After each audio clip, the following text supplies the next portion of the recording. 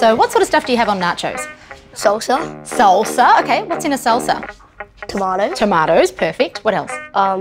Chili. Chilies, very good. Spices. Spices, so that's cayenne pepper, which is part of the capsicum chili family.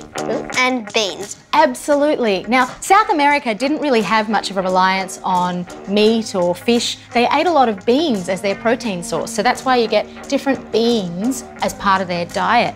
What sort of beans are these? Billy? Green beans. Green beans! They are green beans, and you'll find green beans in lots of different cuisines. They actually cross over a lot because beans are really easy to grow. Corn is one of those ingredients that Latin America absolutely thrives on because it grows so easily and they had so many different uses for it. In nachos, where do you think the corn is? In the chips. In the chips, exactly right. So what they would do is they'd dry the corn out and then they'd grind it up into a flour and then they'd turn it into corn chips. I never knew that. What's this corn?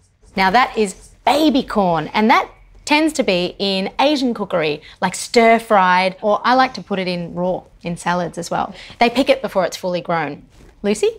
My mum cooks baby corn with like a hot sauce, like a hot soupy sauce. Yummy. And that hot sauce probably has chili in it. And guess what? I love chili. That is South American or Latin American flavour profile. What's this? Great question. I'm going to let you have a sniff of that and see what you think it is. There you are. Have a sniff. Thank you. There you go. It kind of smells sweet. It does. It smells like basil or something. It's close to, yeah. No, so this one is called oregano or oregano. And the way that it would be served in Greek cooking is that they would actually dry it out. And drying it out would make the flavour stronger. But fresh oregano, like this, is really nice just through a salad or on top of a piece of toast with some cheese. Yummy. Can you eat the stem or is it all leaves? You can definitely eat the stem, but what you'll find is that the stem has less flavour than the leaves because the stem is what absorbs the water. So do you want to give that a... Yeah, you can try a leaf.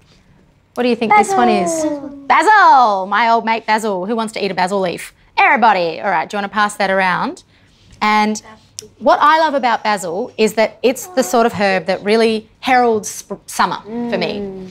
And what tends to happen is that basil grows really well with tomatoes. And guess what? It goes really well with tomatoes too, doesn't it? If you're making, say, a Mexican dish, a really good place to start is with corn, garlic, coriander, tomatoes, and capsicum. And chili. Yeah, that would be super yummy, wouldn't it? Yeah. And if you're making, say, a Chinese dish, there are so many different parts of China and so many different cuisines, but a really nice basic flavour profile for a Chinese dish would be bok choy, one of my favourites, garlic, ginger, chili, and maybe a little bit of soy sauce and a little bit of rice wine vinegar, let's say.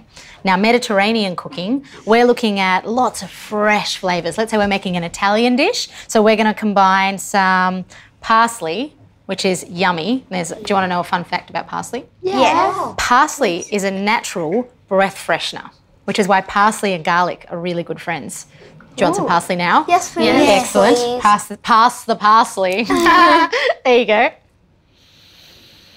Can you smell how that's really, really fresh? So strange. Yeah. Yum. So I think of parsley as quite a neutral herb. And I like to put herbs on top of anything that I cook, any sort of, even if it's, say, a stew or a casserole or a salad or a pasta, I'll always put some form of herb because your eyes just are drawn to the green stuff. The more that you get to know these flavours, the more delicious dishes you can make up yourselves.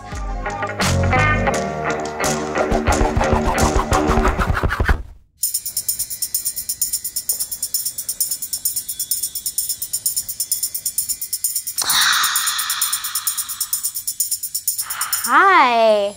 Lily, what would you like to know?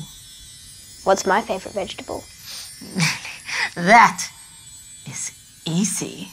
You are a vegetarian, yes? Yeah. Vegetarians, they love the mushroom. You know why the vegetarians, they love the mushroom? Why? Because there is not much room for error. That is good.